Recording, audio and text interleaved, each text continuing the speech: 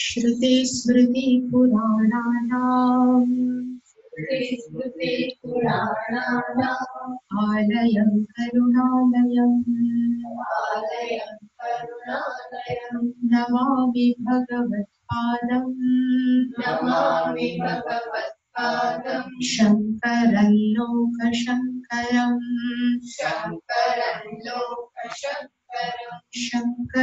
शङ्कराचार्यं केशवं बादरायणम् सूत्रभाष्यकृतौ वन्दे भगवन्तौ पुनः पुनः ईश्वरो गुरुरात्मेति मूर्तिभेदविभागिने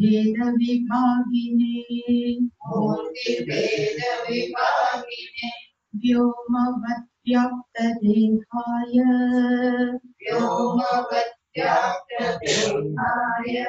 दक्षिणामूर्तये नमः।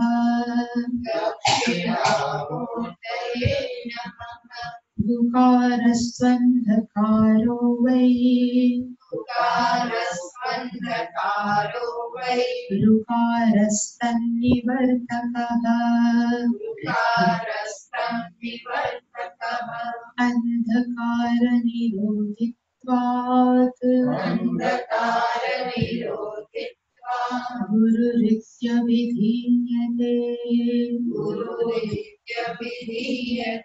सदाशिवसमारम्भाम्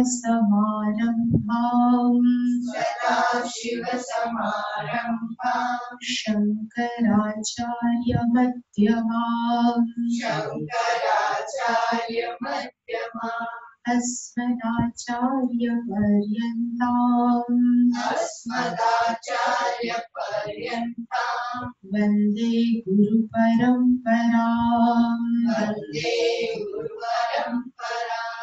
ॐ सहना भवतु सहनौ भुनक्तु सह वीर्यङ्करवावहै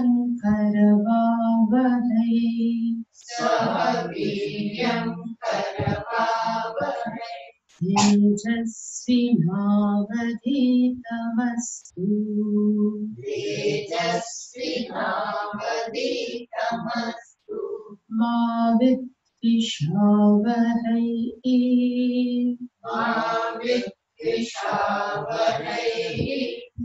ॐ शान्ति शान्ति शान्तिः।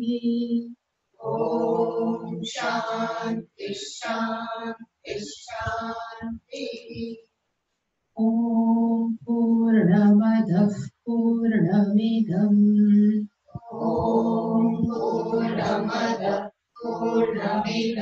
पूर्णात् पूर्णमुदच्यते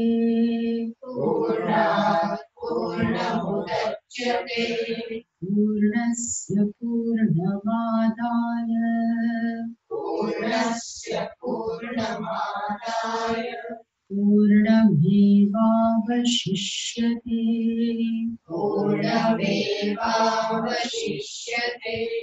ॐ शान्ति शान्ति शान्तिः।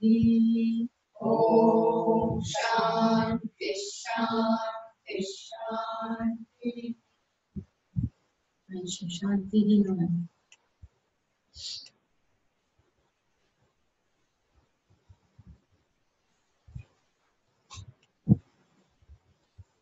ईशावास्यम् इति आदयः मन्त्राः कर्मसु अविनियुक्ताः। સંબંધ ભાષાનું પહેલું વાક્ય આપણે જોયું હતું. ઈશાવાસ્યમ કારણ કે ટોટલ 18 મંત્ર ઈશાવાસ્ય ઉપનિષદના છે. શરૂઆત ક્યાંથી થાય છે? તો ઈશાવાસ્ય. એટલે કીધું કે ઈશાવાસ્ય આદયઃ વગેરે વગેરે જે 18 મંત્રો છે એ 18 મંત્રો ખરેખર કેવા છે? એટલે અહીંયા લખ્યું કર્મસુ અવિનિયુક્તાઃ, એ કર્મ સાથે જોડાયેલા નથી. હવે એ શું કામ કર્મ સાથે જોડાયેલા? એના પછીનું વાક્ય છે એ પહેલા એક આમાં આવશે પાછળ, પણ છતાં એક ચોખવટ કરીએ આપણે.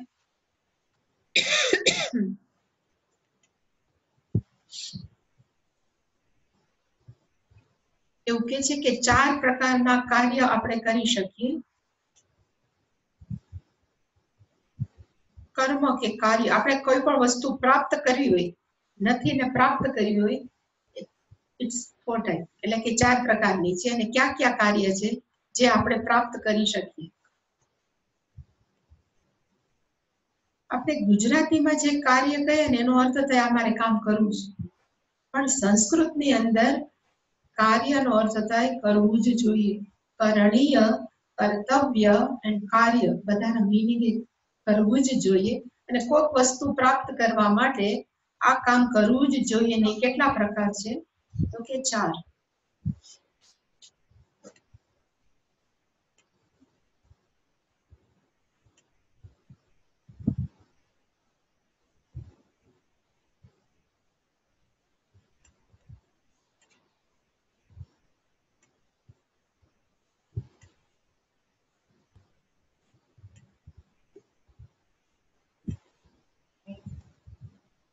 આપ્ત, બીજું છે વિકાર્ય,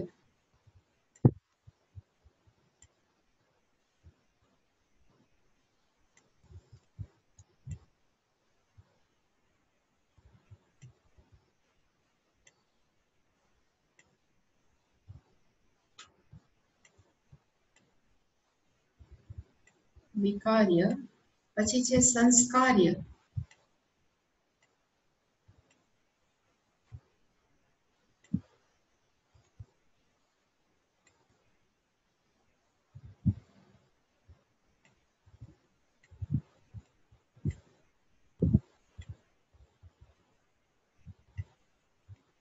સંસ્કાર્ય,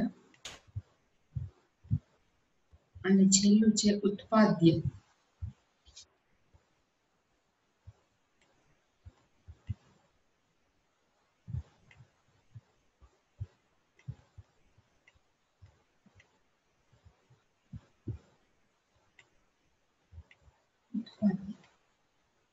હવે પેલું છે એને કહેવાય આપ્ત. આપ્તનો આપણે જે ગુજરાતીમાં કહીએ ને પ્રાપ્ત, એમાંથી પ્ર કાઢી નાખેલા આપ્ત. કઈ નથી ને આપણે મેળવવું હોય એ કાર્યને કહેવાય આપ્ત કાર્ય. પ્રાપ્ત કયો કે આપ્ત કયો, પણ છે ખરેખર આપ્ત. પૈસા નથી, કમાવો. પૈસા શું થાય? આપ્ત. જે નથી એને કમાવીને લેવું, એને પ્રાપ્ત કરવું. ઘર નથી, ઘર લેવું, આપ્ત. એવી જ રીતે પૈસા નથી કે એસેટ નથી, જાત જાતની મિલકત નથી, સોનું નથી, એ બધું લેવા માટે જે પ્રયત્ન કરો એ પ્રયત્નને શું કહેવાય? તો કે આપ્ત. જે નથી અને લેવું હોય એના માટે જે પ્રયત્ન કરી એને કહેવાય આપ્ત કાર્ય. બીજાનો કાર્યનો અર્થ થાય વિકાર્ય. વિકાર્યનો અર્થ થાય છે ખરું પણ પરિવર્તિત કરવું છે, મોડિફાય કરવું છે. અને એમાં કયું આવે? તો કે દહીં ખાવું છે, તો શું કરવાનું? તો કે દૂધને જમાવો, એમાં વિકાર થાય. એટલે કે વિકારનો અર્થ થાય પરિવર્તન. જે નથી પણ પરિવર્તન કરી અને પ્રાપ્ત કરી શકીએ એને શું કહેવાય? તો કે વિકાર્ય. એટલે અહીંયા હું એક્ઝામ્પલ આપી શકું કે કર્ડ, એટલે આપણે કહીએ ને ગુજરાતીમાં દહીંનું એક્ઝામ્પલ.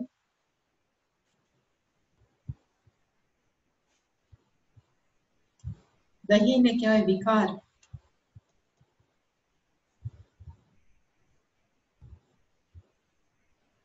જે પેલામાં જાતા હોય ને, જેને કેમિસ્ટ્રી ભણ્યું હોય એમાં જાત જાતના આમાંથી આ નાખે જુદા કેમિકલ ઉત્પન્ન થાય એને વિકાર કહે. પણ આપણે દહીં છે ઘરમાં રોજ બનાવતો એટલે શું છે? દૂધનો વિકાર, દહીં. પછી છે સંસ્કાર્ય.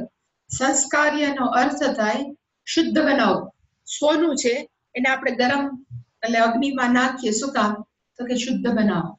એટલે સંસ્કારનો અર્થ થાય શુદ્ધ બનાવવા માટેની જે પ્રોસિજર, જે કાર્ય છે એને કહેવાય સંસ્કાર્ય. શુદ્ધ બનાવો. એટલે જ આપણી પાસે 16 સંસ્કાર છે. જે આપણે કહીએ ને કે મનુષ્યના જીવનની અંદર 16 સંસ્કાર છે. એ 16 સંસ્કાર શું કામ છે? તો કે જન્મે ને ત્યારે બધા જ બાળકો છે એને કહેવાય પ્રાકૃતિક હોય છે. પ્રાકૃતિક એટલે જેવા બિલાડાના હોય એવા જ આપણે બધા છીએ. પછી ધીમે ધીમે ઇવન જ્યારથી માના પેટમાં હોય ત્યારથી સંસ્કાર ચાલુ થાય કે આમ એટલે એને શુદ્ધ કરતા જાય અને મરે ત્યારે પાછા શુદ્ધ કરીએ. છેલ્લો અગ્નિ સંસ્કાર. એટલે સંસ્કારનો અર્થ થાય શુદ્ધિકરણ.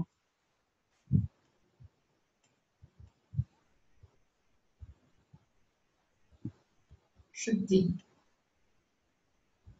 અને છેલ્લે ઉત્પાદ્ય. આપણી પાસે કંઈક નથી, વાવીએ. ઘઉં નથી, વાવીએ. મગફળી નથી, વાવીએ. એટલે કે કોઈ પણ પાક એ બધા કઈ કેટેગરીમાં આવે? તો કે ઉત્પાદ્ય.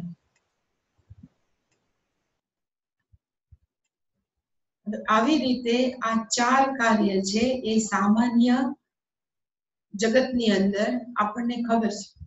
આપ્તનો અર્થ થાય જે નથી કંઈક મેળવવા માટે પ્રયત્ન કરીએ. આપ્ત. વિકાર્ય. જેનું પરિવર્તન કરીને આપણી પાસે રાખીએ એને કહેવાય વિકાર્ય. સંસ્કાર્ય. જેને આપણે શુદ્ધ કરીએ અને પછી આપણે રાખીએ એને કહેવાય સંસ્કાર્ય. અને છેલ્લું છે ઉત્પાદ્ય. ઉત્પાદન કરવું નથી, વાવીએ, ઉત્પાદન કરીએ. હવે આ બધાને શું કહેવાય? કાર્ય. કરવા પડે જે નથી અને કરવું પડે. હવે એવી રીતે આ આત્મા છે એને આ 4 કેટેગરીમાં આવે. એટલે એને લખ્યું છે એના પછીનું કે કર્મ શ્રેષ્ઠતા નથી.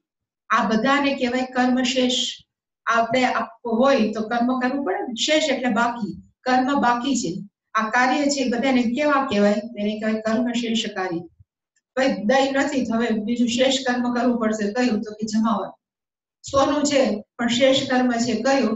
તો કે અગ્નિમાં નાખવાનું. આ વખતે પહેલી વાર જોયું અગ્નિમાં નાખીને લોટ બનાવ્યું. એટલે એનાથી શું થાય? તો કે શુદ્ધિકરણ. એટલે કે એને કહેવાય કાર્ય શેષ, કર્મ શેષ. આ બધાને કહેવાય શેષ કાર્ય, બાકી બચતા. અને જિંદગીભર આપણે આવા જાત જાતના કાર્ય સતત કરતા રહીએ છીએ. પણ આત્મા જે હું છું એને જાણવું છે એ આ 4 કેટેગરીમાં આવે. એનું ડિસ્કશન હવે શંકરાચાર્યજી કરશે. એટલે આ 4 લખી રાખજો. હું શું કીધું તું હું પાછું જવાબ નહીં આપું. એટલે આ લખી રાખજો. લખાઈ ગયું? હા, બરાબર. કારણ કે હમણાં આ બધું ઇરેસ થઈ જશે. લખાઈ ગયું? બરાબર.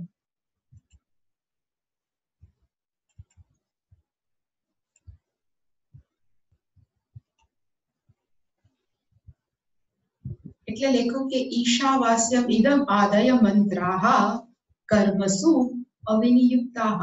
વિનિયુક્ત એટલે કે જોડાવું, પણ એમાં આગળ અ છે એટલે કે they are not connected with any type of કર્મ. કોઈ પણ કર્મ સાથે એ જોડાયેલા નથી. તો બેટા બેટા કરે શું શ્લોક? એટલે બીજા વાક્યમાં સમજાયું કે આ બધા શ્લોક ખરેખર કરે છે શું? એટલે એને લખ્યું તેષામ અકર્મ શેષસ્ય આત્મનઃ યાથાત્મ્ય પ્રકાશકત્વાત. તેષામ. તેષામ નો અર્થ થાય મંત્રાણામ. ઉપર જે 18 મંત્રો છે એ બધા મંત્રો કેવા છે? એટલે કીધું કર્મ શેષસ્ય. અહીંયા અ છે. તેષામ પછી અહીંયા અકર્મ શેષ. એમાં કોઈ પણ કર્મ કરવાનું બાકી નથી. અકર્મ શેષસ્ય. તો પછી એ કરે શું? તો એને કીધું પ્રકાશકત્વાત. એનું કામ શું છે? તો કે જણાવવાનું. ઇંગ્લિશમાં કંઈક આપણે કહીએ ને કે આમાં મને ખબર નથી, જરાક પ્રકાશ પાડો ને. એવી રીતે આ બધા મંત્રો શું કરે છે? તો કે પ્રકાશ પાડે છે. કઈ બાબતની અંદર? તો કે આત્મનઃ પ્રકાશકત્વાત. એ શું પ્રકાશ પાડે છે? તો કે આત્મા. આત્મા એટલે કોણ? તો કે હું છું. એના ઉપર એ પ્રકાશ પાડે છે. પણ ઓછો વધતો, જાડો મોટો, ઝીણો એવું કીધું. એટલે કે ના, યાથાત્મ્ય. યાથાત્મ્યનો અર્થ થાય જેવું છે એવું જ. એને કહેવાય ખરેખર શબ્દ છે યથા પ્લસ આત્મા. યથાત્મ. જેવું છે એવું. એવો જેનો કરવાનો સ્વભાવ છે એની કહેવાય યાથાત્મ્ય. એટલે કે આ બધા જ મંત્રો કેવા છે, એમાં કોઈ કર્મ કરવાના બાકી નથી.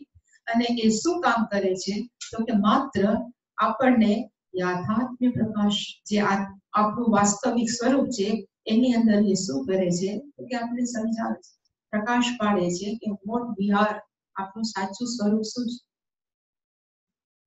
અમને હંમેશા સ્વામીજી કહેતા કે સપોઝ આપણી આંખ સારી છે, બહુ ચશ્માના મોટા મોટા બાટલી કાચ નથી, આઈસાઇટ સારી છે, સામે મોટો હાથી ઊભો છે અને આપણે કહીએ કે જો હાથી રહ્યો, આપણે બોલીએ કે હા આ તો હાથી છે, એ આ હાથી છે એ બોલવું એને શું થયો, તો કે મગજની અંદર પ્રકાશ શેનો થયો, તો કે હાથીનો.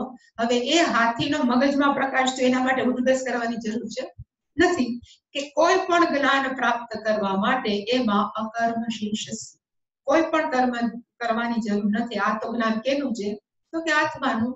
એટલા માટે થઈ આ 18 મંત્રો છે એ કોઈ પણ કર્મ કરવા સાથે જોડાયેલા નથી. હવે શું કામ જોડાયેલા નથી, એટલે એના પછીના વાક્યની અંદર આપણું વાસ્તવિક સ્વરૂપ લખ્યું છે. આપણું મીન્સ આત્માનું, અને આત્મા એટલે કોણ? ઘણીવાર એક અમારે એક ડોક્ટર છે, નામ તો નહીં દઉં, ડોક્ટર મને કે મને આમ તો વેદાંત બહુ ગમે પણ મને એકની એલર્જી છે, આખા વેદાંતની અંદર એક શબ્દની એલર્જી છે. મેં કીધું કયા શબ્દની? તો કે આત્મા. આત્મા નામ મને દીઠું નથી ગમતું. તો મેં કીધું કે કાંઈ નહીં, તમને નહીં ગમતા હો, બીજું શું, પણ ખરેખર આત્માનો અર્થ થાય માત્ર હું છું. અને જગતમાં એક જ વસ્તુ એવી છે જે આપણને સૌથી વધુ, આપણને ગમે કે ન ગમે, પણ ઉદાહરણ એકમાં લખ્યું છે, આત્મનસ્તુ કામાય સર્વમ પ્રિય. આપણે જે પણ કરીએ છીએ એ મને ગમે છે, એ જે હું છું એનું નામ આત્મા છે. પણ આપણે ગોટા માત્ર એટલા જ મારીએ છીએ કે હું કોણ છું એ ખબર નથી. હું છું એ ખબર છે, પણ હું કોણ છું એટલે તરત આપણે શરીરને કહીએ હું કોણ છું, એટલે આપણા મનની સ્થિતિને કહીએ એટલી ખબર નથી. પણ હું છું એ ખબર છે, પણ હું છું ખરેખર કોણ છે એ એના પછીનામાં આપણું વાસ્તવિક સ્વરૂપ છે. યાથાત્મ્યમ ચ આત્મનઃ શુદ્ધત્વ અપાપવિદ્ધત્વ એકત્વ અશરીરત્વ સર્વગતત્વ વક્ષ્યમાણમ. અહીંયા છે અપાપવિદ્ધત્વ, એક પછી 21.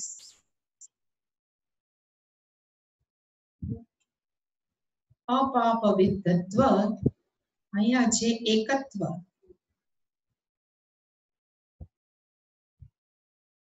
એકત્વ પછી છે નિત્યત્વ, અને પછી છે અશરીરત્વ. હવે યાથાત્મ્ય આત્મનઃ, આપણું વાસ્તવિક સ્વરૂપ કેવું છે? એને કીધું પહેલું શુદ્ધત્વ. શરીર કેવું, શુદ્ધ કે અશુદ્ધ? આપણે ગમે એટલું કહીએ કે શુદ્ધ છે, થોડાક વખત પછી નાયા હોય તો તરત પાછું કેવું થાય છે, તો કે અશુદ્ધ. મન શુદ્ધ કે અશુદ્ધ? મોટા ભાગે આપણે બધા શું કહીએ, તો કે અશુદ્ધ. પણ ચૈતન્ય તત્વ, ખરેખર આત્માનો અર્થ થાય હું છું. ચૈતન્ય તત્વ એ આત્મા કેવું છે, તો કે એમાં કોઈ પણ પ્રકારની ઇમ્પ્યોરિટી નથી, કે મેલ નથી. મેલ છે એ શારીરિક ન હોઈ શકે, પણ મેલ કેવો, તો કે કામ ક્રોધ લોભ મોહ, એ પ્રકારનો મેલ નથી. ઇવન પાપ અને પુણ્ય પણ એક પ્રકારનો મેલ જ છે, કારણ કે પાપ પણ બાંધે પુણ્ય પણ બાંધે, એટલે બંને કેવા છે, તો કે મેલ. એ ચૈતન્ય કે આત્મ તત્વમાં છે, તો કે ના, આત્મા કેવું છે, શુદ્ધત્વ. એનું સ્વરૂપ જ્યાં જ્યાં ત્વ આવે, ત્વનો અર્થ થાય નેચર, સ્વભાવ, સ્વરૂપ. આત્માનું સ્વરૂપ કેવું છે, તો કે શુદ્ધ. એની અંદર કોઈ પણ પ્રકારના પાપ પુણ્ય કામ ક્રોધ નથી. પ્લસ એ શુદ્ધ હોય તો એ તત્વ કેવું છે, તો અપાપવિદ્ધત્વ, એનો અર્થ થાય કોઈ પણ પ્રકારનું પાપ વગર, કોઈ પણ પ્રકારનું પાપ વગરનું એ તત્વ છે. એ તત્વ કેટલા છે? અસંખ્ય છે, તો કે એક. એકત્વ, એનું સ્વરૂપ કેવું છે? ત્વ સ્વરૂપ, સ્વરૂપ કેવું, તો કે એક. ત્વ સ્વરૂપ, સ્વરૂપ કેવું, તો કે શુદ્ધ. ત્વ સ્વરૂપ કેવું કે જે કોઈ પણ પાપ ન કરે, નિષ્પાપ, અપાપ વિદ્ધાનો અર્થ શું થાય? કોઈ પણ પાપ વગરનું. એવી જ રીતે એ તત્વ કેવું છે, એનું સ્વરૂપ કેવું છે કે નિત્ય, કોઈ દિવસ નાશ ન પામે એવું. અને નાશ ત્યારે જ ન પામે જ્યારે જન્મ ન હોય. એટલે કે ખરેખર નિત્યનો અર્થ થાય એ જન્મ રહિત પણ છે, જન્મ ન હોય એટલે મૃત્યુ પણ ન હોય, એટલે કે અજહ અમરહ એનું સ્વરૂપ છે. આત્માનું રૂપાળું શરીર છે, કેવું છે? અત્યંત ગૌરવર્ણ છે. આનું શરીર કેવું છે કે અશરીરત્વ, એને કોઈ પણ પ્રકારનું શરીર નથી. અશરીરત્વ. અને કઈ જગ્યાએ લોકેટેડ છે ભગવાન? આપણે એમ કહીએ ને ગોલોકવાસી છે, બધી જગ્યાએ છે, તો કે સર્વમ ગચ્છતિ, બધી જ જગ્યાએ એ તત્વ કેવું, સ્વરૂપ કેવું છે તો કે ઓલ પરવેડિંગ, સર્વવ્યાપક, સર્વગતઃ એને કહેવાય સર્વવ્યાપક. એવું એનું આદિ વગેરે વગેરે. આ તો ખાલી સેમ્પલ આપ્યો. આદિનો અર્થ થાય વગેરે વગેરે. વક્ષ્યમાણમ, આ ઉપનિષદની અંદર આ બધું સ્વરૂપ will be told, કહેવામાં આવશે. કીધું નથી પણ શંકરાચાર્યએ કીધું કે આ બધું કેવું છે તો કહેવામાં આવશે. હવે હું તમને કહું કે આપણે ક્યાં ક્યાં ભણ્યા હતા? આપ્ત, વિકાર્ય, સંસ્કાર્ય. આપ્ત એટલે કે પ્રાપ્ત કરવાનું, એમ થાય ને.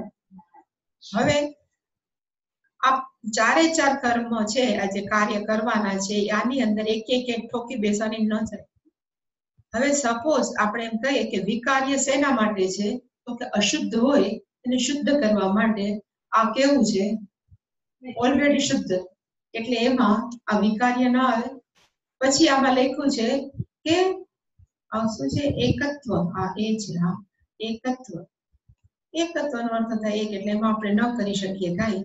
અપાપ વિદ્ધની અંદર પણ એવું આવે કે પાપ હોય તો આપણે એને કાઢવાનો પ્રયત્ન કરીએ ને, એટલે આ પણ વિકાર્યની અંદર ન આવે. શરીરત્વ, અશરીરત્વ. આપણે પાસે કઈ કે બાળક નથી, બાળક આવે તો કેવું? શરીર નથી પણ કોઈ જન્મ થાય તો બાળક આવે, પણ આને અશરીરી છે એટલે આપ્તમાં ન આવે. આપ્ત કાર્યની અંદર ચૈતન્ય તત્વ ન આવે. શુદ્ધ હોવાને કારણે વિકાર્યની અંદર ન આવે. સર્વવ્યાપક છે, સર્વવ્યાપક છે તો આપણે એને કઈ હાલો ઉત્પાદન કરીએ. ન હોય એનું ઉત્પાદન કરીએ, જે હોય એનું ઉત્પાદન ક્યાં કરવાની જરૂર છે? એટલે કે ઉત્પાદ્યમાં ન આવે. એટલે કે કોઈ પણ કાર્યની અંદર હજી બાકી કયું રહ્યું? આપ્ત, વિકાર્ય, સંસ્કાર્ય. સંસ્કાર્યનો શુદ્ધત્વમાં આવે ને. હા, દુઃખિત વિકાર્ય, પરિવર્તન નથી થયું, નિત્ય. સપોઝ આપણે એમ કહીએ કે ભાઈ હું તો અનિત્ય છું તો મારે નિત્ય થવું છે, પરિવર્તન થવું છે. માણસો છે ને અહીંયા તો અહીંયા હવે તો એવો ક્રેઝ થયો છે ગાંડપણ, પણ કેરાલાની અંદર ઘણા બધા સેન્ટર છે કે કાયાકલ્પ કરો, નિત્ય યુવાન થાવ. એ જેને ખોલ્યું તો અમે જયારે ભણતા ને ત્યાં કડી ત્યારે એક સેન્ટર ખોલ્યું હતું. એ ભાઈએ જાહેર કર્યું કે નિત્ય યુવાન રાકેશ, તમે ક્યારેય લાંબા સમય સુધી નહીં ભરો. 1 વર્ષ સુધી ભાઈ પોતે જ ઉકલી ગયા. ભાઈ એ તો આપણા હાથમાં નથી. એટલે આપણે એમ કહીએ કે ભાઈ ગમે એટલું થાય પણ આત્મા હંમેશા નિત્ય છે. એનો અર્થ કે એક એની અંદર નો આવે, વિકાર્યની અંદર. એટલે કે એનું કોઈ પરિવર્તનની જરૂર જ નથી, કારણ કે ઓલરેડી એ કેવું છે, કોઈ પણ વિકાર.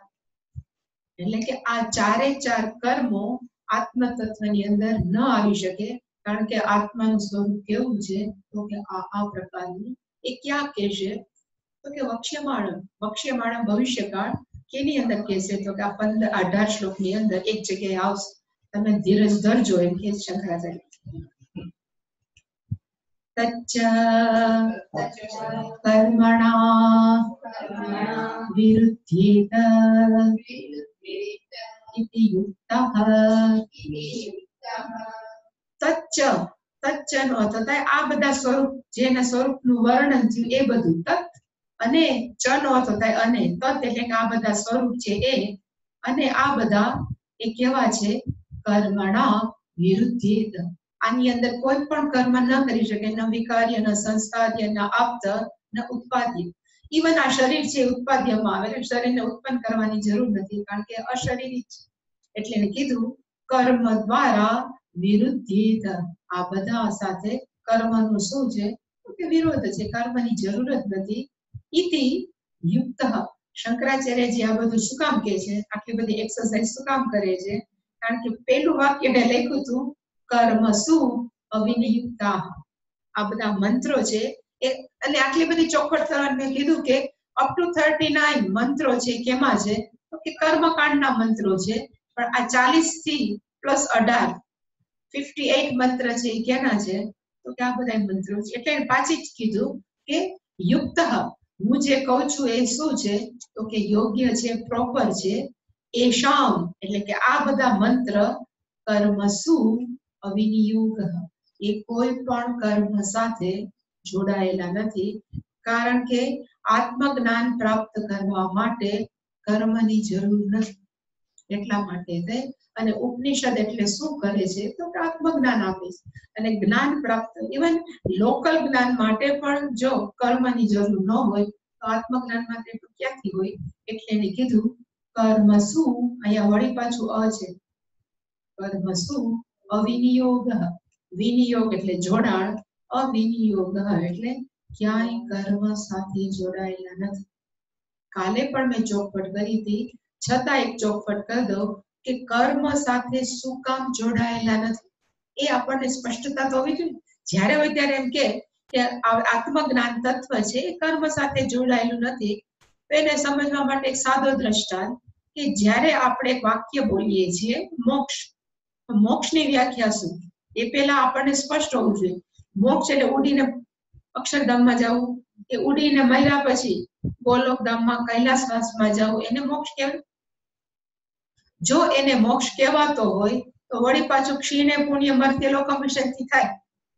પણ શાસ્ત્રની અંદર, ઇવન આપણું અદ્વૈત નહીં, કોઈ પણ શાસ્ત્રની અંદર મોક્ષનો અર્થ થાય એકવાર પ્રાપ્ત થાય ને પછી ન જાય. જે ક્ષણે આપણને ખબર પડે પછી વળી પાછા બંધાઈ ગયા એવું ન થાય. મોક્ષ એને જ કહેવાય વન્સ ફોર એવર આપણે ટોટલી લિબરેટેડ, છૂટા થઈ જાય, સંસારથી મુક્ત થાય, એનું નામ શું છે? તો કે મોક્ષ. હવે કોક વ્યક્તિ કે મારે બસ કર્મ કરી કરીને જ મોક્ષ પ્રાપ્ત કરવું છે. હવે આપણે કરીએ કે એ ભાઈ, મેં ગઈકાલે કીધું તો હાલો આપણે એક વર્ષો એડ કરીએ, 30 વર્ષ સુધી સાધના કરી, કોઈ પણ અનુષ્ઠાન લીધું, ધ બેસ્ટ કરવું અઘરું, એટલે અઘરું છે, કોઈ આપણા જેવા માણસો ન કરી શકે.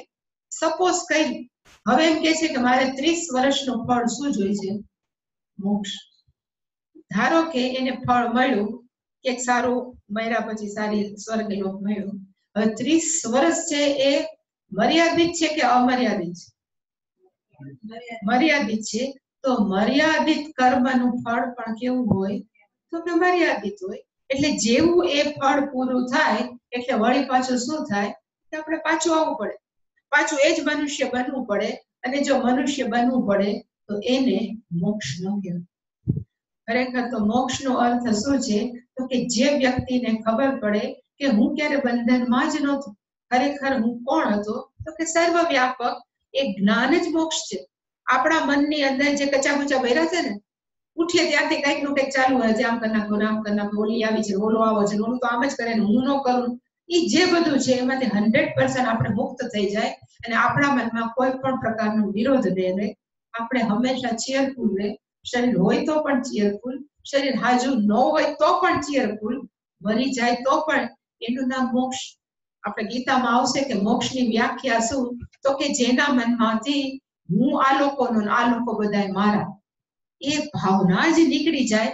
એટલે મનની અંદર રાગ દ્વેષ ન હોય. હંમેશા એને ખબર પડે કે હું સર્વવ્યાપક છું. એ જ્ઞાનનું નામ જ શું છે? તો કે મોક્ષ. તો કે શરીર શું છે? તો કે શરીર છે ઇઝ મિયર ઇન્સ્ટ્રુમેન્ટ. આપણને આપ્યું છે શરીર, એ હું નથી. પણ શરીર શું છે? તો કે સાધન છે. શેના માટે? તો કે વ્યવહાર કરવા માટે. અંદરનું શરીર છે, સૂક્ષ્મ શરીર છે, શું છે? એ પણ સાધન છે જેનાથી આપણે આને લાઈવ કરી શકીએ. એ આપણે નથી, ઇન્સ્ટ્રુમેન્ટ છીએ.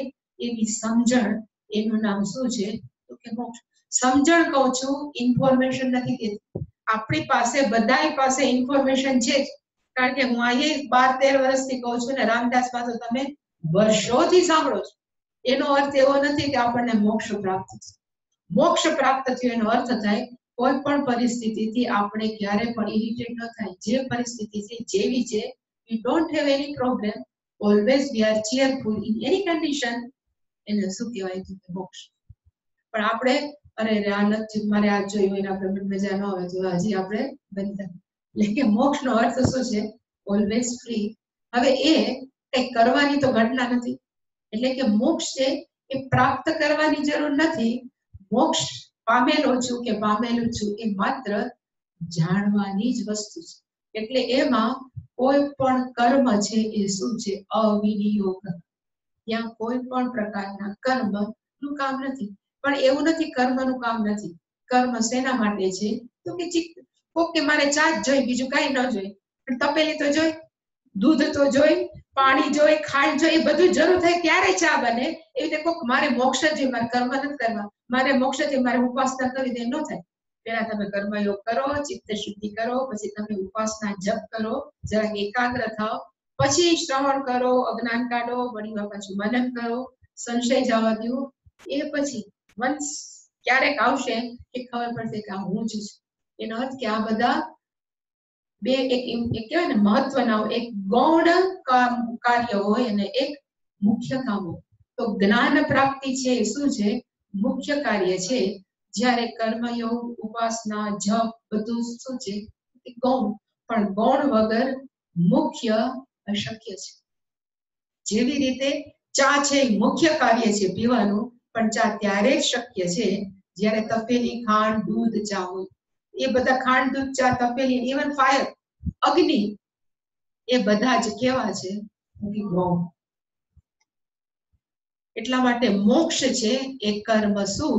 અવિનિયુક્તાહ. એટલે શંકરાચાર્યજી છેલ્લે જે છે યુક્ત એષામ, જે આપણે જોતા હતા, યુક્ત મેં જે કીધું એ સાચું જ છે, એ પ્રોપર જ છે. એવ એ જ સાચું છે. શું?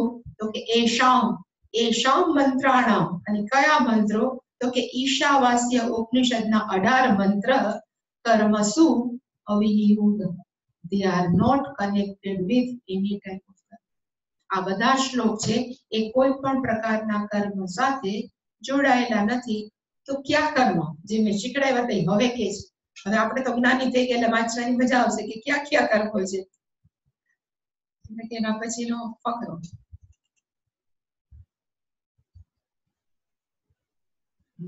નહીં એવં લક્ષણમ આત્મનઃ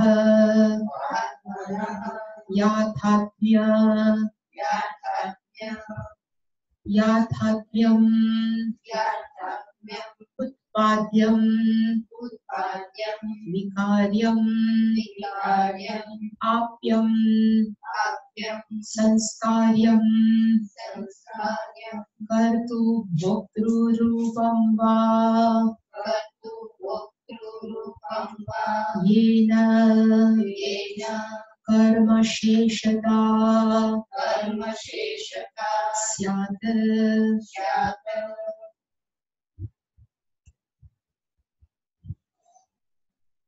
नहीं न જેની છેલ્લે આવે એવમ લક્ષણમ આત્માનઃ ન એવમ. અત્યારે જે બધું આત્માનું લક્ષણ આપણે જે સ્વરૂપ જોયું એ ન એવમ નથી આવું. અને કેના જેવું? એટલે જે આપણે જોયું એ પેલું કાર્ય કયું છે? તો આમાં ઉત્પાદ્ય નથી, ઉત્પાદ્યમ. બીજું કયું છે? તો કે વિકાર્યમ. ત્રીજું કયું છે? આપ્યમ. આ વિકાર્યમ પછી માપ્યમ છે ને, એમાં આપ્યમ છુપાયેલું છે, એટલે આ છુપાયેલું, એટલે આ શું છે? તો કે આપ્યમ. અહીંયા એક બેન હતા, આ તમે બધા ઓળખો છો. શું નામ? ના ના,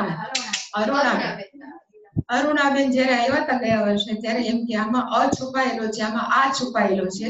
એ રીતે વિકાર્યમ આપ્યમ નથી, પણ વિકાર્યમ પ્લસ આપ્યમ છે. એટલે માની અંદર આ છુપાયેલો છે. એટલે બે છે આમાં, વિકાર્ય પ્લસ આપ્યમ. અને ચોથું કયું? તો કે સંસ્કાર્યમ. આ ચારે ચાર કર્મ છે એ ન એવમ લક્ષણમ. આ ચારે ચાર કાર્ય છે એ કાર્ય દ્વારા આપણે આત્માને ન પ્રાપ્ત કરી શકીએ. શું કામ? ઉપર જે બધા રૂપ જોયા, સર્વગત્વ છે, આ બધા રૂપને કારણે આત્મા છે એ આવી રીતે પ્રાપ્ત ન થઈ શકે. અને ઇવન એને એક વધારે એડ કર્યું, કર્તૃ ભોક્તૃ રૂપમ. કર્તૃ નો અર્થ થાય કર્તા, ભોક્તૃ નો અર્થ થાય ભોક્તા. કર્તા કોને કહેવાય? તો કે હું કરું છું કે હું સાંભળું છું, જેમાં કોઈ પણ ક્રિયાના કરવા વાળા જ્યારે આપણે આપણી જાતને માનીએ ત્યારે એને શું કહેવાય? તો કે કર્તા. હવે કર્તા ક્યારે થાય? કોઈ પણ વ્યક્તિ એમ કે મારે આ કામ કરવું છે, એ ક્યારે કરી શકે? જ્યારે એ માને કે આ મારી પાસે નથી, કે આ મારે વધારે શુદ્ધિકરણ કરવું છે. એમાં વળી પાછા ચારે ચાર આવે, શુદ્ધિકરણ કરવું છે, કે આમાં વિકાર્ય છે, પરિવર્તન લાવવું છે, અથવા ઉત્પાદ્ય કરવું છે. એ કોણ કરે? કર્તા કરે. પણ આત્મા તો સર્વવ્યાપક છે, આત્મા તો શુદ્ધ છે, આત્મા તો નિત્ય છે, એકત્વ છે. એમાં કર્તાપણાની ક્યાં જરૂર? એટલે આત્માનું સ્વરૂપ કેવું છે? તો કે કર્તૃ ભોક્તૃ રૂપણ ન. અહીંયા ન છે બધા સાથે લાગુ પડે.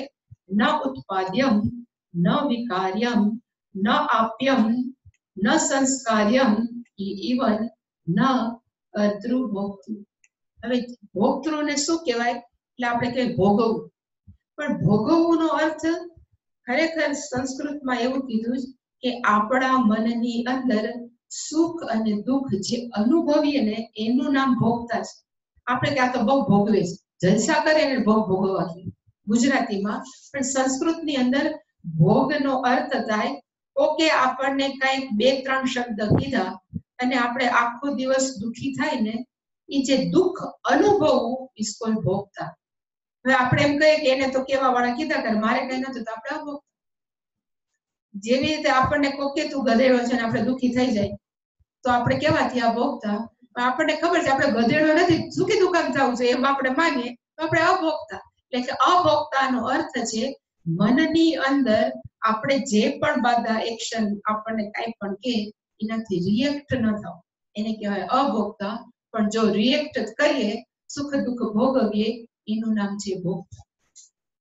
એટલે કે પેલા કરતા છે એ સારા ખરાબ કર્મ કરે, એનાથી આપણને પાપ પુણ્ય મળે. પાપ પુણ્યને કારણે આપણા જીવનની અંદર એવી પરિસ્થિતિઓ આવે જે ક્યારેક આપણા મનમાં સુખ ઉપજાવે, જે ક્યારેક આપણા મનમાં દુઃખ ઉપજાવે. એ જે સુખ દુઃખ ઉપજાવે એનું નામ શું છે? આત્મા કેવો છે? ન કરતા પ્લસ ન ભોગતા. અને કરતા અને ભોગતા શું કામ નથી? તો કર્તા માટે કહેવાય સર્વવ્યાપકત્વાત અકર્તા. આપણે એમ કે હાલો ને અમેરિકા જાય, અમેરિકા આપણે શું કામ જવું છે? કે પોરબંદરમાં કુચડીમાં બેઠા છે તો અમેરિકા નથી, પણ અહીંનું આકાશ છે ઉપરનું હંમેશા પોરબંદરનું, એમ કે હાલો ને અમેરિકા ફરી આવું, એવું આકાશ કે છે? નહીં કે. શું કામ નહીં કે? કારણ કે અહીંનું આકાશનું અમેરિકાના આકાશમાં ફેર નથી, આકાશ તો એક જ છે. એવી રીતે ચૈતન્ય તત્વ કેવું છે? તો કે સર્વવ્યાપક છે. એટલે એને કોઈ પણ કર્મ કરવાની જરૂર નથી, એટલે અકર્તા છે. એટલે કર્મ ન કરે એટલે પાપ પુણ્ય ન મળે, એટલે એવી સિચ્યુએશન જ ન આવે કે મનમાં સુખી દુઃખી થવાય. એટલે તત્વ કેવા છે? ઇવન ભગવાન તરીકે આવે તો પણ એના જીવનમાં સુખ દુઃખ તો આવે.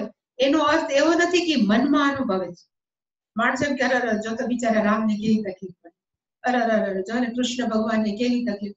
પણ કૃષ્ણ ભગવાનને જઈને તો પૂછો અરર છે, આપણે અરર થઈ કે દુઃખી થયા, પણ એના મનમાં એને કાંઈ ન હોય. ઈ જે છે એને કહેવાય અભોગતા. એટલે ઇવન આપણને બધાની બહુ દયા આવે કે નરસિંહ મહેતાને કેવા દુઃખી કર્યા, પણ નરસિંહ મહેતાને જઈને પૂછવું જોઈએ કે તમે ખરેખર દુઃખી થયા કે નહીં. એને કઈ પડી નથી, ભલે તો એ ભાગી જઈ જાય, પણ આપણે એને સિમ્પથી જગાવીએ. પણ એવું જેનું મનની સ્થિતિ છે એને કહેવાય અભોગતા. તો ચૈતન્ય તત્વની તો વાત જ શું? એ તત્વ કેવું છે કે અકર્તા, ન કરતા, ન ભોગતા, રૂપમ એટલે કે સ્વરૂપમ, જેને કારણે એને કર્મશેષતા સ્યાત. કર્મશેષનો અર્થ જે મેં કીધો કે જે બાકી હાલે જરા કરી નાખો આટલું ઈ જે છે એવું ક્યારેય ન થાય. કારણ કે એનું સ્વરૂપ કેવું છે કે ઉપર જે વર્ણન કર્યું છે એટલા માટે થઈ ચૈતન્ય તત્વ બધા કર્મથી કેવું છે તો પર એને કોઈ પણ કર્મ કરવાની જરૂર નથી. હવે આ બધું કેમાં લખ્યું છે? આપણે બોલ બોલ કરીએ એટલે શંકરાચાર્યએ કીધું કે આ બધા જ ઉપનિષદનો સાર છે. એના પછીનું વાક્ય આ જે બોલાણું કે એ આત્માનું વાસ્તવિક સ્વરૂપનું નિરૂપણ કરવું એ જ કોનો છે? તો કે ગોલ છે. કોનો? તો કે બધા જ ઉપનિષદ. એટલે લખ્યું સર્વાસામ ઉપનિષદામ આત્મા યાથાત્મ્ય નિરૂપણેન એવ ઉપક્ષયાત. સર્વાસામ ઉપનિષદાનામ, બધા જ ઉપનિષદ, એક 10 નહીં જેટલા છે, હજારો છે, બધા જ ઉપનિષદનું ઉપક્ષયાત, એનું છેલ્લું અંતે આપણે કહીએ અલ્ટિમેટ સ્ટેટમેન્ટ કહ્યું. ઉપક્ષયાત એટલે એની પરિસમાપ્તિ, એનું અલ્ટિમેટ જ્ઞાન કયું આપે છે? તો કે આત્માનું યાથાત્મ્ય નિરૂપણેન, આત્માનું વાસ્તવિક નિરૂપણ કરવું એ જ ઉપનિષદની શું છે? તો કે અલ્ટિમેટ ગોલ અથવા પરિસમાપ્તિ. બધા એમ કે હવે પછી કઈ બોલવું નથી, કીધું તારું સ્વરૂપ આવું છે, પછી હજી કઈક કયો ને, તો કે એના પછી કઈ કહેવાનું જ નથી. અલ્ટિમેટ મેસેજ છે કયો? તો કે આત્મસ્ય આત્મનઃ યાથાત્મ્ય સ્વરૂપમ નિરૂપણમ એવ સર્વાસામ ઉપનિષદાનામ સારમ. એ જ ઉપક્ષયાત્નો અર્થ થાય પરિસમાપ્તિ. પછી હવે બીજી વાર માંડવાની જરૂર નથી. એ જે કહે ને હવે જરૂર નથી, એને કહેવાય ઉપક્ષયાત. ક્યાંય પૂરું થઈ ગયું. એ જ આખા બધા જ ઉપનિષદનો શું છે? સાર છે, નિચોડ છે. તો પછી એમ કે ગીતામાં શું છે? ધારો કે શંકરાચાર્ય એનું લખી નાખ્યું, ગીતા બીજું કાંઈ નથી પણ એ શું છે? તો કે આ જ છે. એટલે કે એના પછીનું વાક્ય ગીતાનામ મોક્ષ ધર્માણાંચ એવં પરત્વાદ. ઇવન ગીતા, જે ગીતા છે જેની અંદર બીજું કાંઈ નિરૂપણ નથી, એનું મોક્ષ શાસ્ત્ર જ કે છે. ગીતા બીજું નામ કેવું છે? તો કે મોક્ષ શાસ્ત્ર. એટલે અર્ધા તો નથી આવતા, મરી જવું પડશે પછી આપણે ભણાય એટલે નથી આવતા. પણ ગીતા કેવું છે? તો કે મોક્ષ શાસ્ત્ર છે. અને બીજા કેવાય એટલા ઘણા બધા શાસ્ત્રો છે, એ કેના પરત્વ છે? તો કે મોક્ષ ધર્મ, જે શીખવાડતા હોય કે ખરેખર મોક્ષ શું છે, એ બધા જ શાસ્ત્રો છે એ એવં પરત્વાદ, એ આને જ વળગેલા છે, એ આને જ નિરૂપણ કરે છે. કયું? તો કે આત્મનઃ યાથાત્મ્ય સ્વરૂપ નિરૂપણમ, એ જ પરત્વ છે. બીજું એને એકયમાં રસ નથી. એટલે શંકરાચાર્ય જે પહેલું શું કર્યું? તો કે પહેલી સ્પષ્ટતા કરી દીધી કે ઉપનિષદને બીજા કોઈ કર્મમાં રસ નથી, ઉપનિષદને બીજા કોઈમાં રસ નથી. ઉપનિષદને રસ કેમાં છે? તો કે માત્ર આત્મ તત્વનું વાસ્તવિક સ્વરૂપનું નિરૂપણ કરવા માટે જ.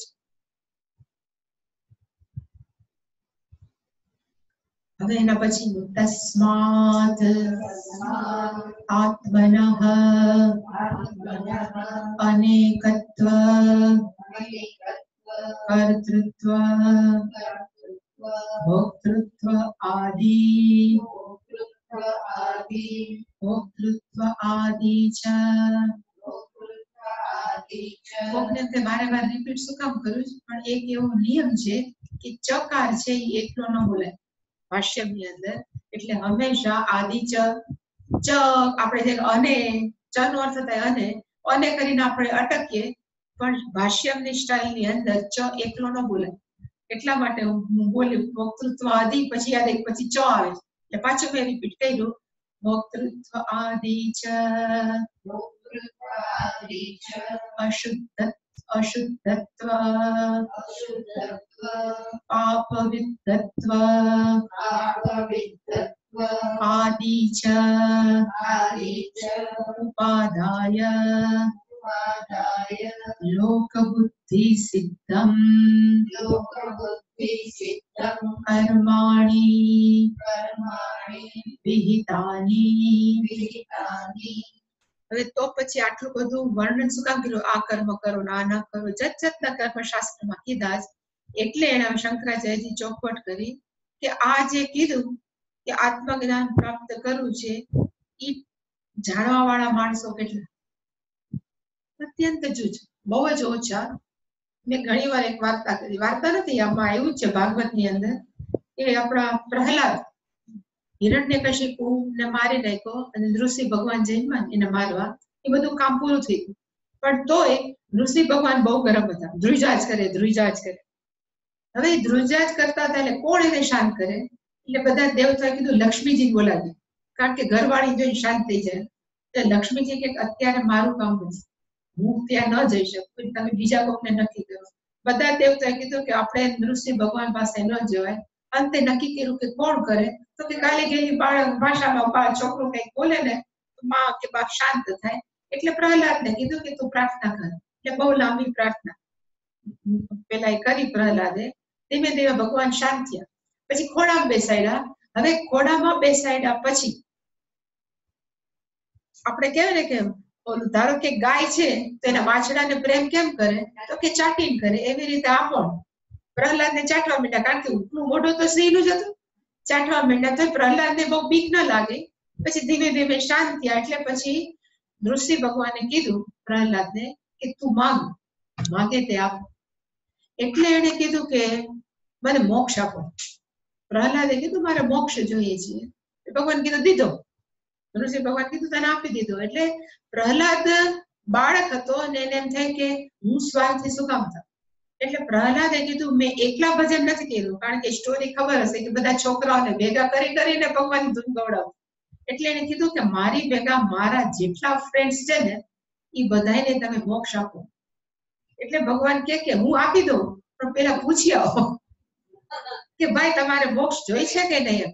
એટલે એ પૂછવા ગયો પ્રહલાદ કે અત્યારે ફ્રી ઓફ ચાર્જ કહેવાય 1+2 ફ્રી, એવી રીતે એક મને તો આપે છે, ભેગા ઓલ આર ફ્રી. તમારે મોક્ષ જોઈએ છીએ? એટલે બધા કે આવતા વર્ષે, એટલે નેક્સ્ટ ટાઈમ જોશું, અત્યારે પરણવા દે, કારણ કે છોકરાઓ હતા, ભણવા દે પરણવા દે કઈક કીધું. પણ બધાએ કીધું મોક્ષ નથી જોયું, કારણ કે મોક્ષ પ્રાપ્ત કરવા વાળાની સંખ્યા કેટલી છે? તો કે ઓછી. અને અજ્ઞાનીઓની સંખ્યા કેટલી છે? અને એટલે આ વાક્યમાં શંકરાચાર્યજી ચોખવટ કરે છે કે મોટા ભાગના માણસો, અહીંયા જે લખ્યું છે ને આત્મનઃ, એનો અર્થ થાય આત્માઓ, ને અહીંયા આત્માનો અર્થ કેવા છે? જીવાત્માઓ.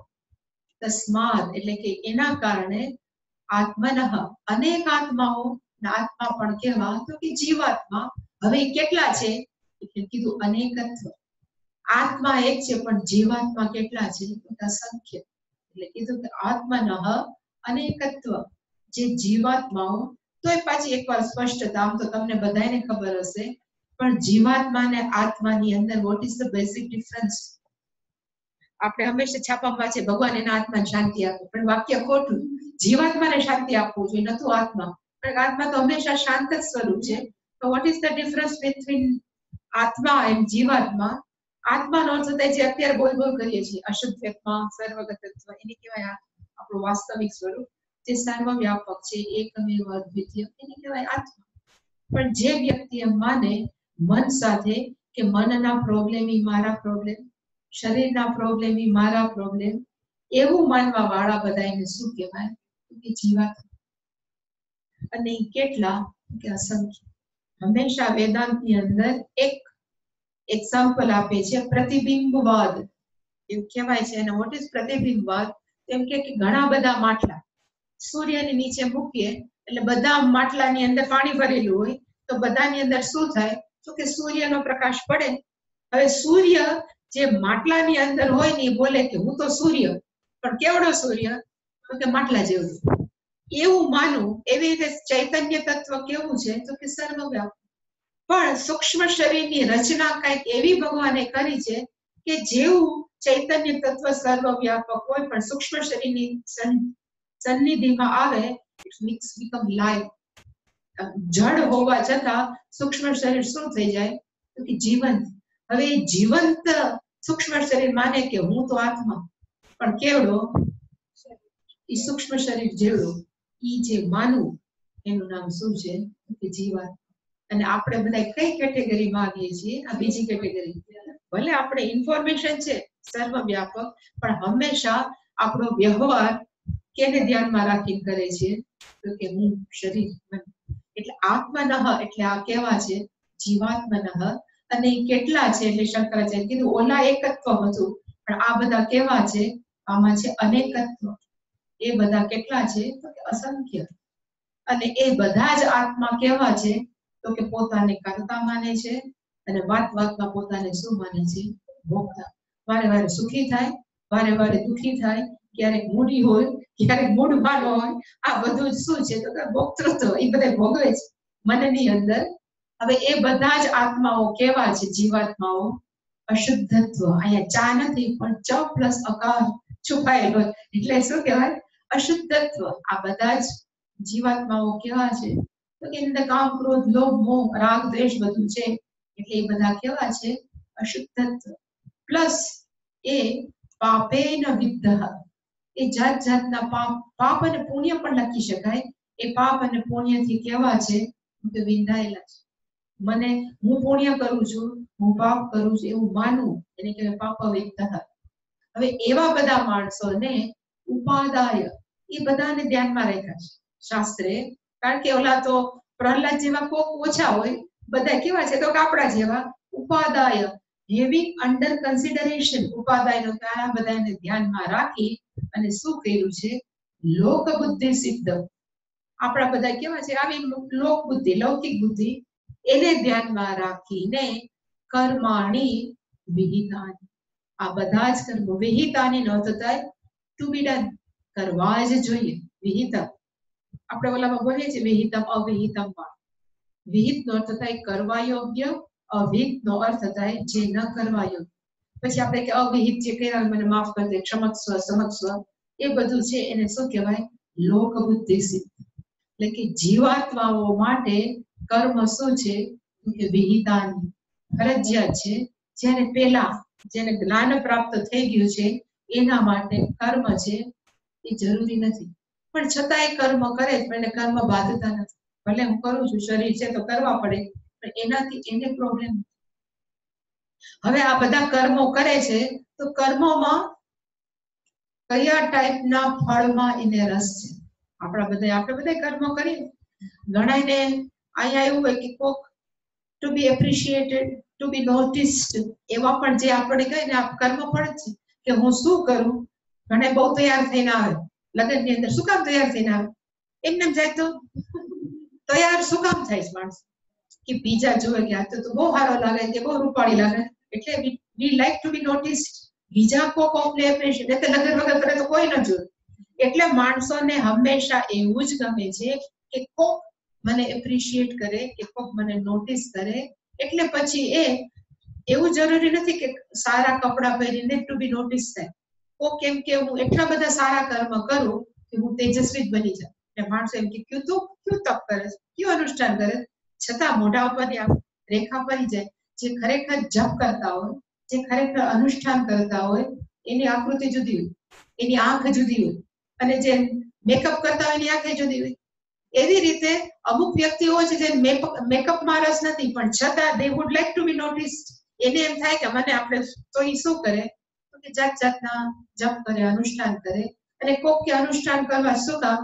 તો કે મહિના પછી ક્યાંક સ્વર્ગમાં જવું છે, ત્યાં બસ જલસા કરવા.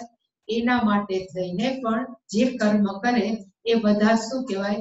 કર્મ કરવાના અધિકારી. હવે પછીનો પેરેગ્રાફ છે, કર્મ કોના માટે છે? જેને આવું બધું ગમે છે. કેવું બધું? તો કે ટુ બી નોટિસ્ડ, બધાને ધ્યાનમાં આવે. યહ હિ કર્મ ફલેના અર્થી. યહ હિ નો અર્થ થાય જે વ્યક્તિ, કોઈ પણ XYZ. યહ નો અર્થ થાય કોઈ પણ વ્યક્તિ, હિ નો અર્થ થાય કારણ કે, કર્મ ફલેના અર્થી. અર્થી નો અર્થ થાય માગવા વાળો, શોધવા વાળો, જાણવા. આપણે કહીએ ને પુરુષાર્થ. અર્થ નો અર્થ થાય એ ઈચ્છે. એ બધા શું ઈચ્છે છે? કર્મ ફલેના અર્થી. આ બધા ઈચ્છે છે. શું ઈચ્છે છે? કર્મ ફલ. કર્મ ફલેના અર્થી. હવે કર્મ ફળ છે ને બે પ્રકારના છે.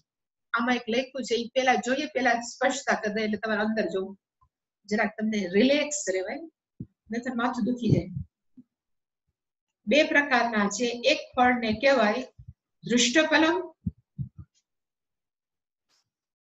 અને બીજાને શું કહેવાય? અદૃષ્ટફલમ.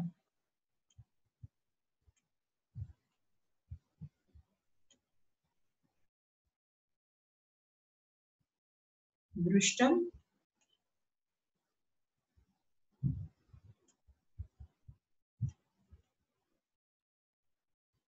હવે સપોઝ દૃષ્ટમ ને અદૃષ્ટમ એટલે શું કે સપોઝ એક વ્યક્તિએ કોક ઉપર ગુસ્સો આવ્યો અને ઝાપટ મારી દીધી.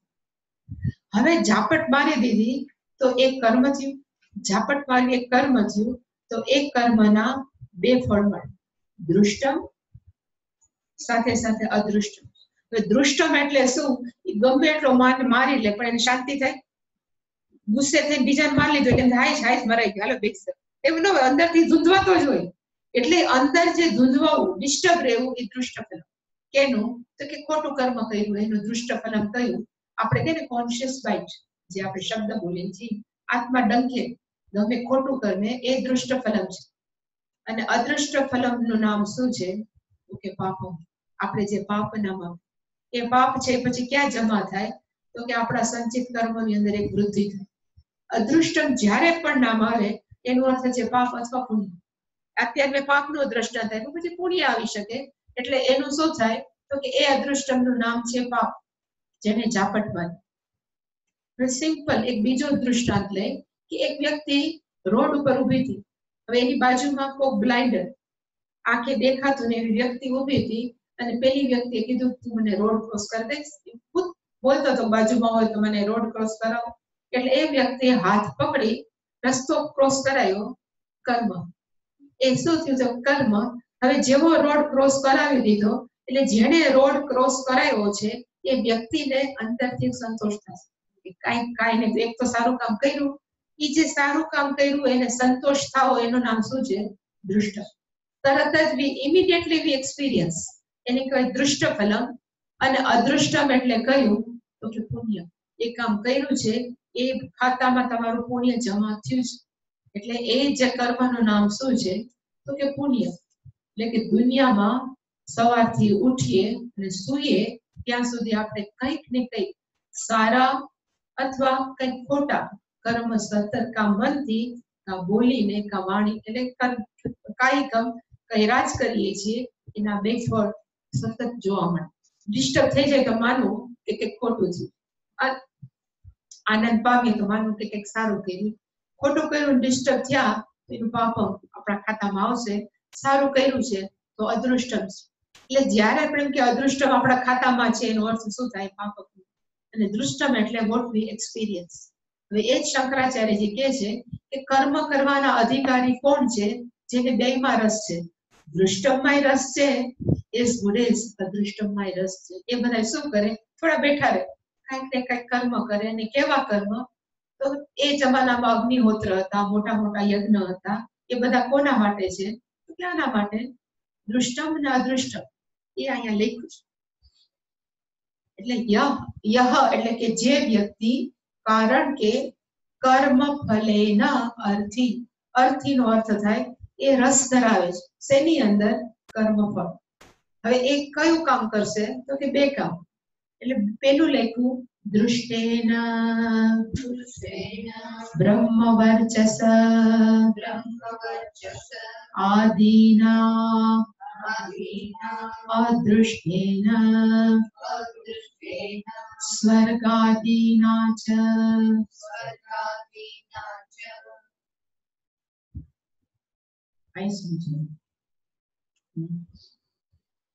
હવે સપોઝ મેં જે કીધું કે કોકે 30 વર્ષ અનુષ્ઠાન કર્યું, જેવું અનુષ્ઠાન કર્યું એટલે દ્રષ્ટફળ કયું?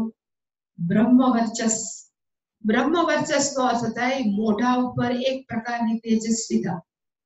પૂજ્ય સ્વામીજી અમને એમ કહેતા કે જેણે 24 લાખ ગાયત્રીના જપ કર્યા હોય અમુક વર્ષોની અંદર, જૈનમાં મહિલા ત્યાં ત્યારે કરનાર છે, અમુક ગાળાની અંદર જે વ્યક્તિએ નક્કી કર્યું હોય કે હું કરીશ, એ વ્યક્તિનું આંખની આકૃતિ, આખું શરીર, ફેસ ટોટલ ડિફરન્ટ. એ જે તેજસ્વીતા છે એને શું કહેવાય? બ્રહ્મવર્ચસ. જે ભગવાનના અત્યંત ભક્ત હોય એની મુખાકૃતિ જુદી હોય, ભલે કાળો ગંધાર હોય પણ તોય આપણને ખબર સમથિંગ ઇઝ ડિફરન્ટ. એને શું કહેવાય તો કે બ્રહ્મવર્ચસ. અને હંમેશા કેવું છે? દૃષ્ટ, નજરો નજર દેખાય.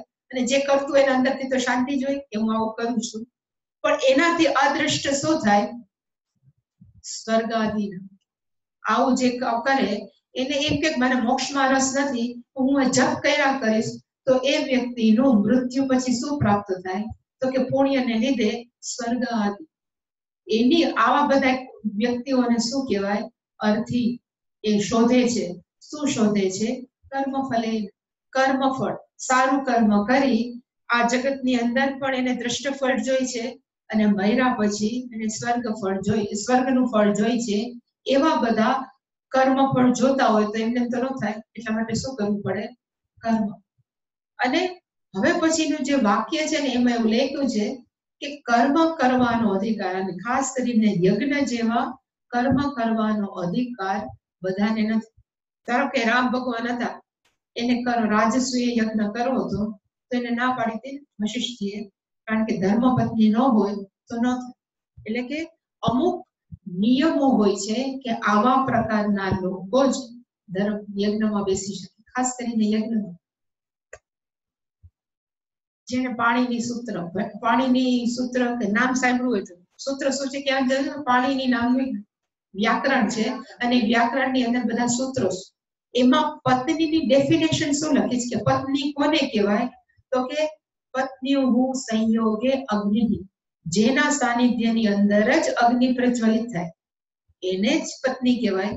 કોઈ પણ યજ્ઞ લ્યો એ કોઈ પુરુષ ન કરી શકે, પત્નીએ જ પ્રગટાવવો પડે. એટલા માટે આ બધા લગ્ન શું કામ કરે છે? જેમ બધા અગ્નિહોત્રી, કારણ કે એની પત્ની હોય તો જ યજ્ઞ. એટલે એક શું કહેવાય તો કે અધિકારી. પત્ની હોય તો એ કેના માટે તો કે યજ્ઞ માટે.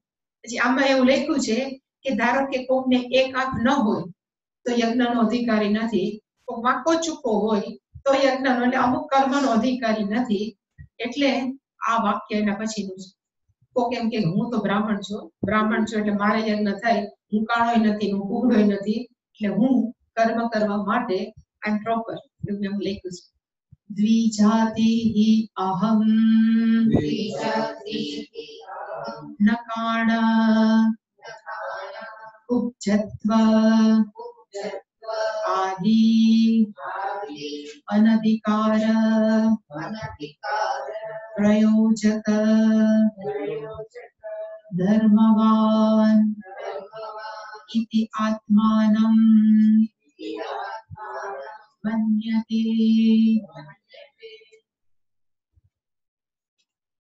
જેમ કે દ્વિજાતિ અહમ. દ્વિજાતિનો અર્થ શું થાય? બ્રાહ્મણ. બે વાર જન્મે એને કહેવાય દ્વિજાતિ.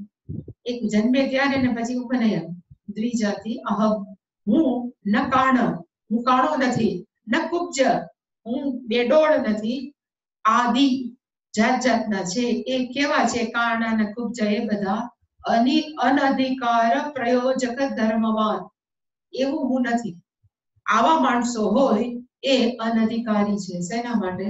ધારો કે કુબ્જનો અર્થ તો એક હાથ ન હોય એમ કે સ્વાહા, તો શેનાથી કરે? એટલા માટે એમ કીધું કે કુબ્જનો અર્થ, હું એવું માનું, અત્યારે મને વિચાર આવ્યો કે કુબ્જનો અર્થ થાય કોઈ ત્રિજટા કુબ્જા, પણ ખરેખર કુબ્જા એટલે બેડોળ પણ થાય, પણ કુબ્જાનો અર્થ એવો થાય કે હાથ પગ બરાબર ન હોય. સપોઝ મારે એક ધ્યાનમાં એક છોકરી છે, 35 વર્ષની છે કે 40 વર્ષની છે, પણ હજી નાની બેબી સિટિંગમાં જ જાય છે, એટલે એનું મગજ શરીર નથી વળ્યું, એને કુબ્જા. હવે એને કે તું યજ્ઞમાં બેસ, અનધિકાર. એવી જ રીતે એક કાણો છે જેને આંખથી દેખાતું નથી, એક આંખમાં પ્રોબ્લેમ છે, એને કે સ્વાહા કર, તો કોકના માથે નાખે. એટલે આવા બધા લોકો છે એ કેવા છે? અનઅધિકાર પ્રયોજક ધર્મવાન. એટલે કોક એમ કે ના હું તો બ્રાહ્મણ છું, હું કાણો નથી, એના માટે એનો અર્થ શું થાય કે વ્યક્તિ એમ માને છે કે હું કર્મ કરવા માટે લાયક છું. એવા માણસો પાસે કામ કરાવતા જ રહ્યું. કામ કરવા એ માને છે કે હું કર્મ કરું છું. એટલે શંકરાચાર્ય લખ્યું દ્વિજાતિ અહમ નો અર્થ થાય જે વ્યક્તિ એવું કે છે અહમ, હું દ્વિજાતિ, હું બ્રાહ્મણ છું પણ હું ન કાણ, હું કાણો નથી, ન કુબ્જઃ હું બેડોળ નથી. આ બધા કેવા છે તો કે અનધિકાર પ્રયોજક ધર્મવાન. આ કોઈ પણ કર્મ કરવા માટે એને અધિકાર નથી, પણ હું એવો નથી. દ્વિજાહમ દ્વિજાતિ અહમ ઇતિ આત્માનમ મન્યતે. કોઈ પોતાની જાતને જો આવું માનતો હોય કે હું બ્રાહ્મણ છું, હું આ નથી, મારે તો કર્મ કરવું જ જોઈએ, એવા બધા કોને લાયક છે? કર્મ કરવા લાયક છે. એટલે ભગવાન કીધું શંકરાચાર્યજી સહ અધિક્રિયતે કર્મસુ ઇતિ. આવા વ્યક્તિ છે એ કર્મ કરવા માટે અધિક્રિયતે, એનો અર્થ થાય કર્મ કરવા માટે they are perfect. કોઈ એમ કે મારે મોક્ષ નથી લેવાનું, મારે કર્મ જ કરવા, એમ કે ના તું મોક્ષ લે એટલે ભણો થઈ જાય, એવું કે જેને જેમાં રસ હોય, એટલે ત્રીજા દેહમાં આવે એ જેમાં જેને રસ હોય ને એમાં પ્રેરિત કરે, બેહાડી ન દે ગાલ ભણ ભણ, એવું ન કરે. એટલે એમ કીધું સહ અધિક્રિયતે, એ વ્યક્તિને કર્મ શું અધિક્રિયતે, આવા વ્યક્તિને જ કર્મ માટે અધિક્રિયતે પ્રેરણા કરાય. જે વ્યક્તિ માનતી હોય કે હું બ્રાહ્મણ છું, હું કાળો નથી, કુબડો નથી, કાણા કુબડા તો અનધિકારી કહેવાય, હું તો અધિકારી છું, એવા પોતાની જાતને માનવા વાળા આત્માનમ મન્યતે નો અર્થ થાય પોતાની જાતને માનવા વાળાને કર્મ શું અધિક્રિયતે, એની પાસે કર્મ કરાવવું, બેહાડી ન રાખવો, અધિક્રિયતે. અને આ કોણ બોલે છે? એટલે કે જેને ખબર છે કે કોને કર્મ આપવા કોને ન આપવા. કીધું અધિકાર વિદઃ हि अधिकार विदः वदन्ति. અધિકાર કોને આપવો કોને ન આપવો એના જે જાણકાર હોય એને કહેવાય અધિકાર વિદઃ. અધિકારમ વ્યક્તિ, જેમ આત્મવિદઃ, આત્માને જે જાણે એને કહેવાય આત્મવિદઃ. એવી રીતે કોને ક્યાં કર્મ કરાવવા એ અધિકારની ખબર હોય એવા માણસોને કહેવાય અધિકાર વિદઃ. એટલે કે આવા અધિકારી માણસો છે એ બોલે છે. શું બોલે?